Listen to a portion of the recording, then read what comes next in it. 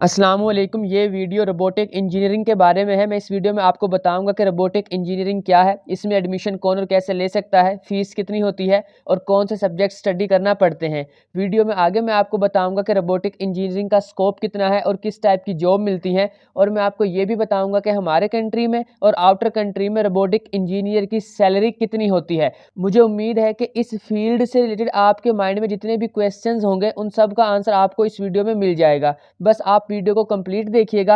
और इस टाइप की अगर आप और वीडियोस देखना चाहते हैं तो मेरे चैनल परफेक्ट इन्फो को ज़रूर विजिट करें।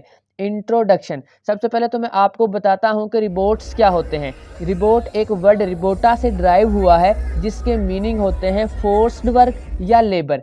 रिबोट एक प्रोग्रामेबल मशीन होती है जो बहुत से काम कर सकता है, स्पेशली वो काम जो ह्यूमन लेबर करती है। अभी तक के रिबोट्स पर इंसानों का मुकम्मल कंट्रोल है। मींस अभी तो रिबोट वही करते हैं जो इंसान उनसे करवाना चाहता है, बट फ्यूचर में क्या होता है ये किसी को नहीं पता, क्योंकि ये भी बोला जाता है कि एक दिन आर्टिफिशियल इंटेलिजेंस इंसानों की इंटेलिजेंस से आगे निकल जाएगी और इंसानों को ख़त्म कर देगी या अपने कंट्रोल में कर लेगी। इलॉन मस्क ने भी ये बोला है कि आर्टिफिशियल इंटेलिजेंस न्यूक्लियर वेपन से भी ज़्यादा खतरनाक है।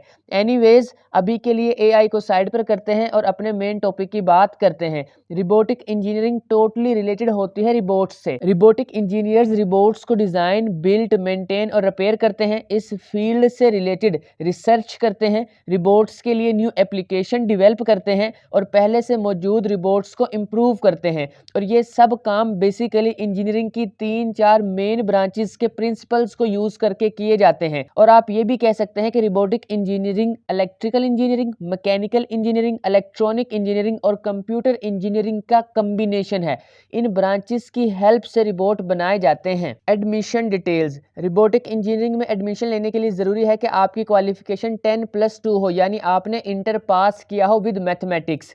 किसी भी दूसरी इंजीनियरिंग ब्रांच की तरह रिबोटिक इंजीनियरिंग में भी एडमिशन लेने के लिए आपको एंट्री टेस्ट देना पड़ता है जो काफ़ी टफ और कंसेप्चुअल होता है। इंडिया में most famous engineering entry test JEE है और पाकिस्तान में ई कैट है। Subjects and syllabus. Robotic engineering 4 साल की होती है और इसमें एग्जाम सेमेस्टर वाइज होते हैं। टोटल 8 सेमेस्टर्स होते हैं और हर सेमेस्टर में 4 से 6 सब्जेक्ट्स होते हैं। रिबोटिक इंजीनियरिंग में mostly subjects programming, applied physics, calculus and analytical geometry, data structures and algorithms, robotics design, robotics supporting, database system, embedded systems and operating system से रिलेटेड होते हैं। और इन सब्जेक्ट्स के अलावा कुछ इलेक्टिव सब्जेक्ट्स भी होते हैं। Fees structure. Basically fees 2 factors पर डिपेंड करती है। Number 1, university status.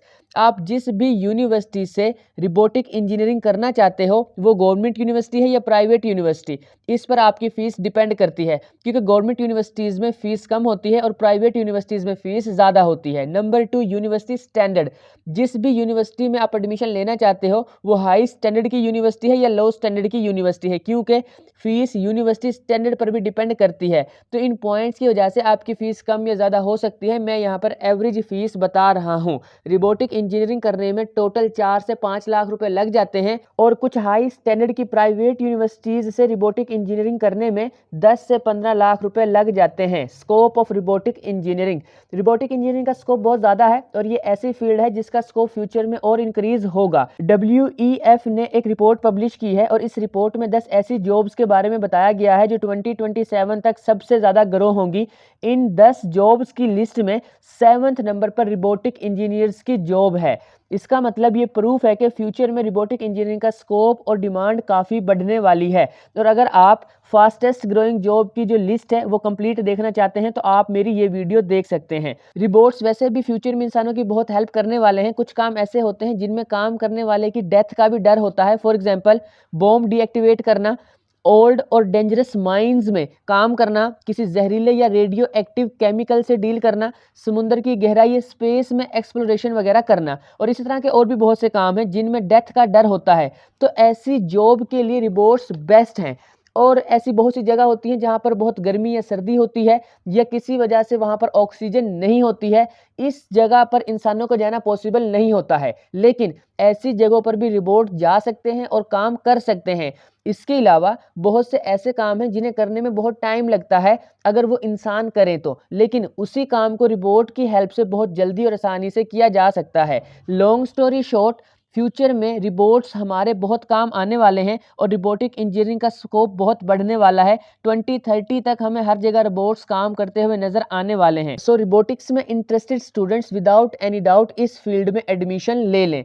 Salary of robotic engineers, salary बहुत से फैक्टर्स पर डिपेंड करती है, like job type, skills, experience, company and country वगैरह, और इन सब फैक्टर्स की वजह से आपकी सैलरी कम या ज़्यादा हो सकती है। मैं यहाँ पर एवरेज सैलरी बता रहा हूँ। रोबोटिक इंजीनियरिंग की स्टार्टिंग सैलरी 40 से 60,000 पर मंथ तक होती है और कुछ सालों के एक्सपीरियंस और स्किल्स के बाद आपकी एवरेज सैलरी 1 लाख प्लस तक होती है। और अगर बात की जाए आउटर कंट्रीज की तो वहाँ salary 2 to 10 lakhs per month तक होती है, और वैसे जो बड़ी बड़ी कंपनीज हैं वो इससे भी ज़्यादा पे करती हैं। आई होप कि आपको वीडियो यूजफुल लगी होगी। लाइक और शेयर लाजमी कीजिएगा और इस टाइप की और वीडियोज़ देखने के लिए मेरे चैनल परफेक्ट इन्फो को सब्सक्राइब करके बेल आइकन को प्रेस कर लें।